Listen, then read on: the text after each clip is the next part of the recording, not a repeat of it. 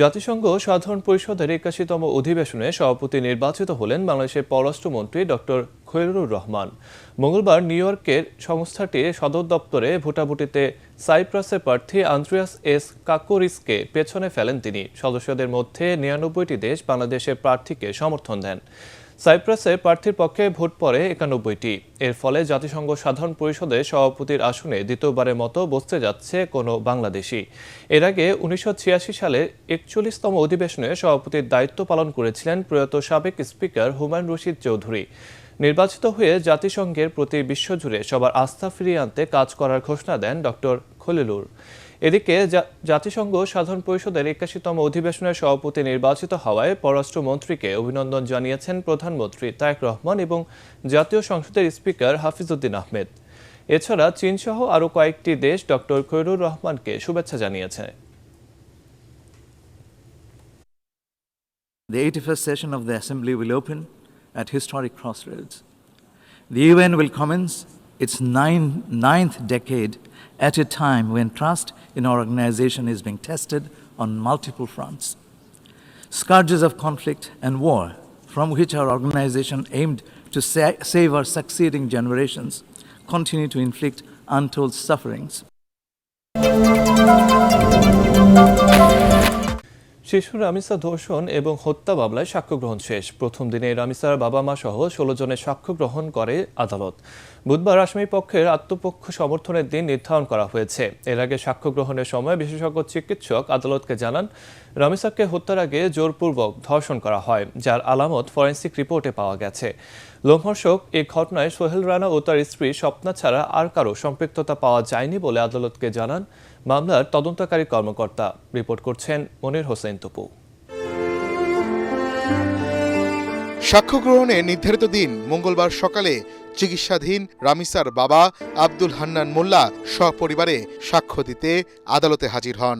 শিশু সহিংসতা দমন ট্রাইব্যুনালের বিচারক মাসরুর সালেকিনের সামনে অশ্রুসিক্ত চোখে সেদিনের নৃশংস ঘটনার বর্ণনা দেন রামিসার বাবা। তিনি বলেন, ঘাতক সোহেলের বাসায় ঢুকেই প্রথমে তার চোখে পড়ে সন্তানের খণ্ডিত অংশ। আর রামিসার মা বলেন, ঘাতক সোহেলের বাসার দরজা ভেতর থেকে লাগানো ছিল। দরজা খোলার জন্য আসামি স্বপ্না আক্তারের কাছে বারবার আকুতি জানালেও ভেতর থেকে কোনো সাড়া পাওয়া যায়নি। দুই আসামির উপস্থিতিতেই এদিন মামলার তদন্তকারী কর্মকর্তা সহ ১৮ সাক্ষীর মধ্যে ১৬ জনের সাক্ষ্য গ্রহণ করেন বিচারক। তাদের সবাইকে জেরা করেন আসামি পক্ষের আইনজীবী। যিনি পোস্টমর্টেম করেছেন তিনি তার পোস্টমর্টেমের ওপিনিয়নে আজকে উন্মুক্ত ট্রাইব্যুনালে সাক্ষ্য দেওয়ার সময় বলেছেন, there are signs of recent forceful sexual intercourse. দর্শন করে তাকে হত্যা করা এবং তার অঙ্গ প্রত্যঙ্গ বিচ্ছেদ করা, এই বিষয়গুলি এই পাবলিক সাক্ষীর মধ্যে সবই উঠে এসেছে। চেষ্টা করেছি বিচারটা যেন প্রশ্নের সম্মুখীন না হয়, ত্রুটিমুক্ত হয়। সাক্ষ্য গ্রহণের শুরুতেই গণমাধ্যমে প্রচারিত মামলার প্রধান আসামি সোহেল রানার বক্তব্যের বিষয়ে আদালতকে অবহিত করেন রাষ্ট্রপক্ষের আইনজীবী।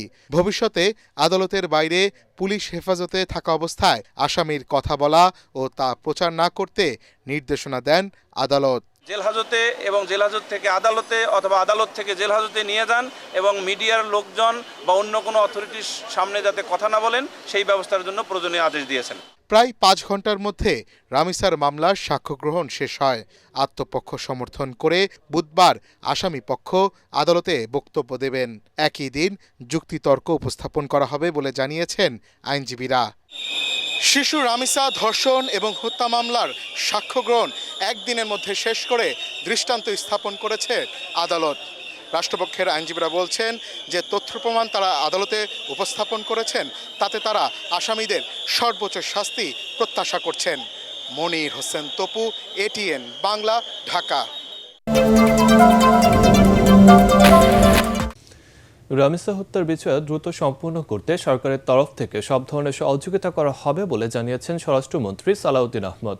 সচিবালয়ে এক ব্রিফিংয়ে তিনি আরও বলেন, রাতারাতি অপরাধ বন্ধ হয়ে যাবে না, তবে সরকার যে কোনো ঘটনা দ্রুত সময়ে আইনানুগ ব্যবস্থা গ্রহণ করছে। ২-১ মাসের মধ্যে পুরো ঢাকা শহরে আর্টিফিশিয়াল ইন্টেলিজেন্স ট্রাফিক সিস্টেম স্থাপন শেষ হবে বলেও জানান স্বরাষ্ট্রমন্ত্রী। বিস্তারিত জানাচ্ছেন ইয়াসিন রানা। সৌজন্য সাক্ষাৎ করতে এসেছেন।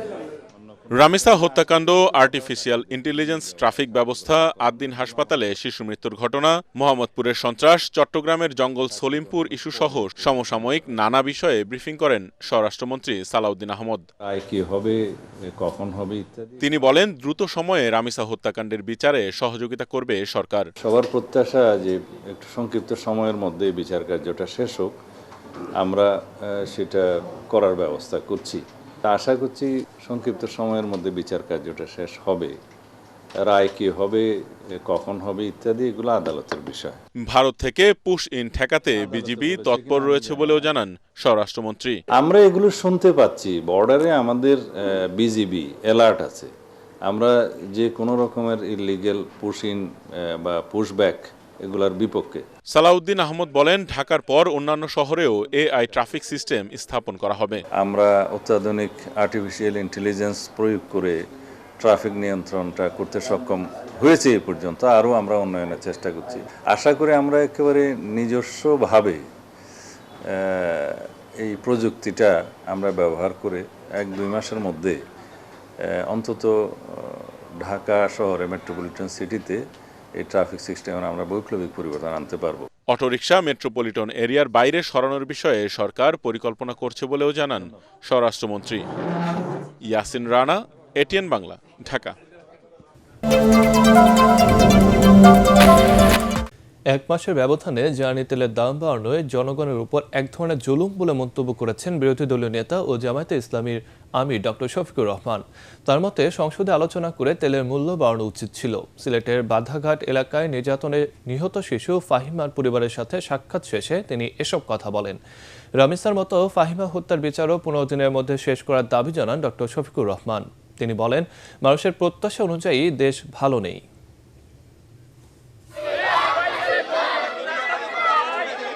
একটু দরদ নিয়ে চিন্তা করার দরকার ছিল।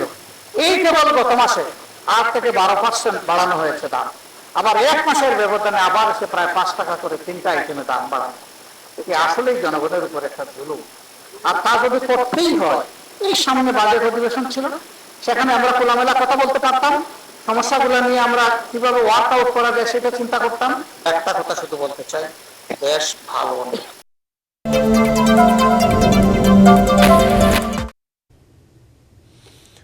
অর্থনৈতিক টানাপোড়েনে জনপ্রত্যাশা পূরণের বাজেট দিতে সরকার কাজ করছে বলে জানিয়েছেন অর্থমন্ত্রী আমির খসরু মাহমুদ চৌধুরী। দেশের সব শ্রেণী পেশার মানুষের অর্থনীতির ধারায় অন্তর্ভুক্ত করার কথাও জানান তিনি। রাজধানীতে এক আলোচনা সভায় এসব কথা বলেন অর্থমন্ত্রী। এ সময় রাজস্ব আয় বাড়ানো ও কর্মসংস্থানের মাধ্যমে ব্যবসার গতি ফেরাতে প্রাতিষ্ঠানিক সংস্কারের দাবি জানান অর্থনীতিবিদ ও ব্যবসায়ী নেতারা। তরিক ইসলামের রিপোর্ট। রাজধানীর পুরনো পল্টনে ইকোনমিক রিপোর্টার্স ফোরাম ইআরএফে অনুষ্ঠিত হয় বাজেটের প্রত্যাশা ও বাস্তবতা বিষয়ক এ সেমিনার। জাতীয় বাজেট খুবই গুরুত্বপূর্ণ একটা বিষয়। এ সময় ব্যবসা বান্ধব বাজেট প্রণয়ন ও রাজস্ব আয় বাড়াতে প্রাতিষ্ঠানিক সংস্কারের দাবি জানান বক্তারা। একদিকে রিপেয়ার প্রসেস, টাকা ডিভ্যালুয়েশন, বাড়তি টাকা দিয়ে সমন্বয় করতে হচ্ছে বিদেশি লোন, আর একদিকে আমাদের অর্থায়ন হচ্ছে না যতটুকু দরকার। যেমন আমরা যারা স্পিনিং মিলের মালিক আছে, আমরা যারা তুলা কিনতাম, আমাদের টাকা ডিভ্যালুয়েশনের 45% আপনার টাকার মান হারিয়ে গেছে।